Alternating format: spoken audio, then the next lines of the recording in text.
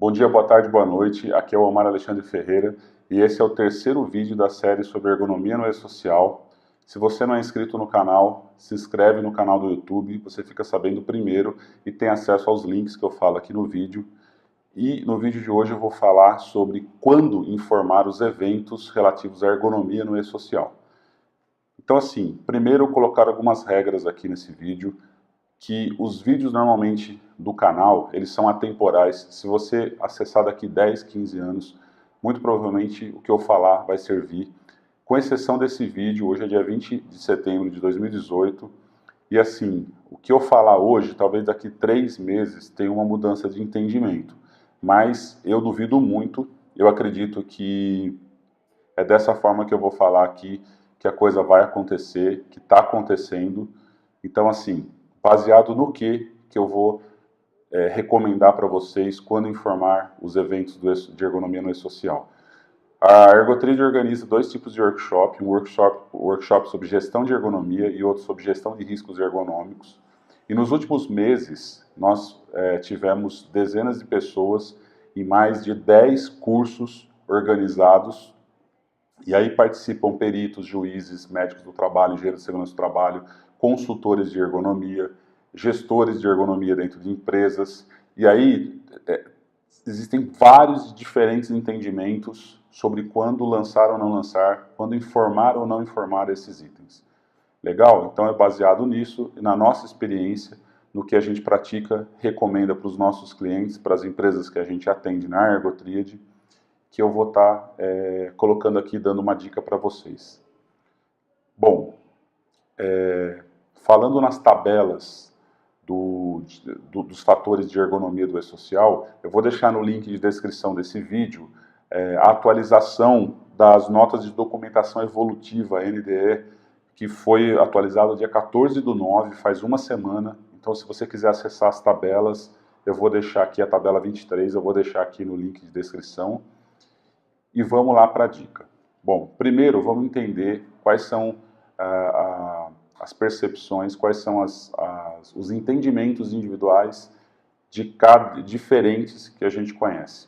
Primeiro, tem profissionais que entendem que você só deve informar um item do evento, lá, um evento de ergonomia do e-social, se tiver associado a um risco ergonômico. Então vamos partir da hipótese que você trabalha com uma classificação de risco padrão de semáforo verde, amarelo e vermelho.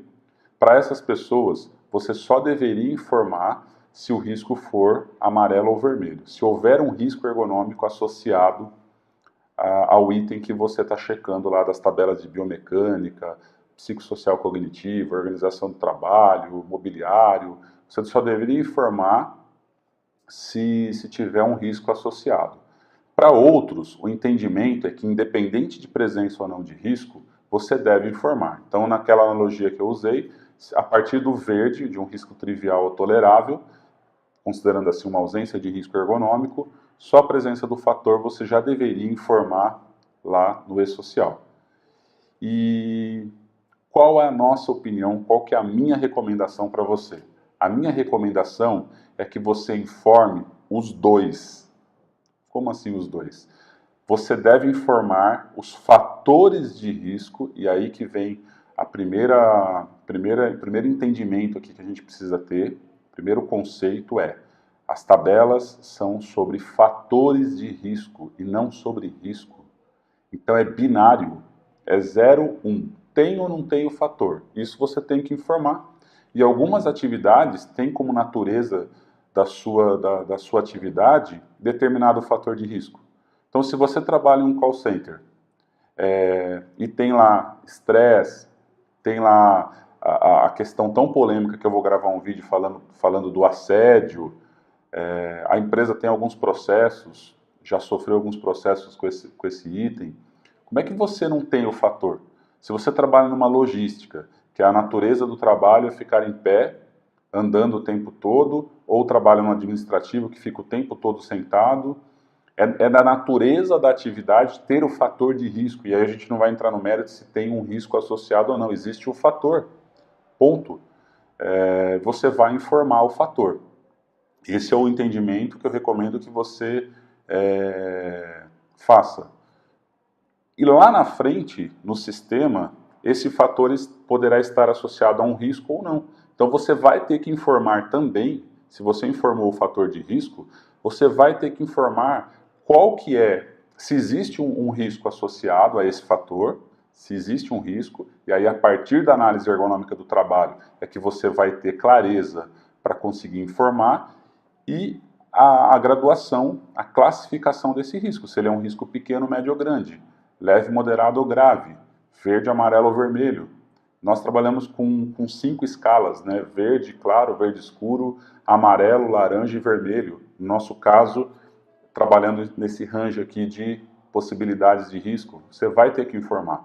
Então, resumindo, você tem que informar os dois, os fatores de riscos e os riscos. E aí, para muitos que justificam que você só deveria informar se tem risco, é pela questão de dar informação para o bandido, vamos colocar assim. É de você lá na frente ser hackeado pelo Ministério do Trabalho, pelo governo, dele ter acesso aos fatores de risco, disso onerar a empresa, disso prejudicar a empresa, de você poder sofrer processos trabalhistas, enfim. Só que a questão é o seguinte, como eu falei no primeiro vídeo, se você não assistiu o primeiro vídeo, quando eu falo sobre o que é o E-Social, assiste aqui no link da descrição, a coisa já está toda cruzada. É igual Receita Federal. Então, assim, lá atrás, quando surge o FAP, SAT, o NETEP, as empresas foram agrupadas em determinado grupo de risco. Então, já está lá que determinada empresa tem risco de trabalho o tempo todo em pé. Outra determinada empresa usa pedal. Então, o cara é motorista, trabalha numa linha de produção usando pedal, tem um certo agrupamento dos tipos de problemas que essas empresas costumam gerar. Já tem, assim, uma inteligência, um big data aí por trás desse agrupamento. Então, você não informar um fator de risco, que é da natureza da sua atividade, pode gerar uma omissão de informação, que também gera multa, que também pode gerar problema. Mas daí, qual que é a grande dica que eu dou para vocês? Não é você que é o gestor, que é o gerente, diretor, supervisor de saúde e segurança do trabalho da empresa, não é você que é, muito menos, que é um consultor, que presta serviço para a empresa, que vai decidir isso sozinho. A dica que eu te dou aqui é, tenha um comitê do E-Social. Tem um comitê formado por pessoas do jurídico da empresa, da área de recursos humanos, da área de saúde e segurança do trabalho, da gerência da empresa, da alta administração da empresa. E esse comitê, junto, vai decidir quando informar ou não informar, e os riscos de informar ou não informar, como que você vai fazer isso, qual que é o critério que você, a premissa que vocês vão definir, isso tem que ser decidido em conjunto, não tome essa decisão para você. Você pode colocar a sua opinião técnica, do seu entendimento técnico, de quando fazer, como eu estou falando aqui nesse vídeo para vocês, por exemplo, mas você tem que compartilhar essa decisão com demais pessoas estratégicas da empresa. Então, se você não montou ainda um comitê de E-Social, eu altamente recomendo que você comece a fazer isso, comece a conversar com as pessoas para alinhar os entendimentos, diferentes entendimentos, e colocar todo mundo na mesma página, para daí sim você decidir qual que é o critério que vocês vão utilizar.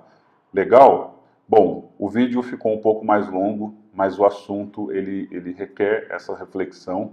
Espero que você tenha gostado. Se você não se inscreveu ainda, se inscreve no canal, curte, compartilha aí nas suas redes, deixa seu comentário aqui embaixo, vamos conversar, o que você acha, qual a opinião que você concorda, lança só quando tem o risco associado, lança mesmo se tiver só o fator, ou você concorda comigo, tem que lançar os dois, tem que estar preparado para lançar o risco, através da análise ergonômica, mas tem que lançar também o fator de risco, beleza? E aí até o próximo vídeo, onde eu vou continuar com essa série de vídeos sobre ergonomia no E-Social. Então, um grande abraço e até o próximo. Valeu!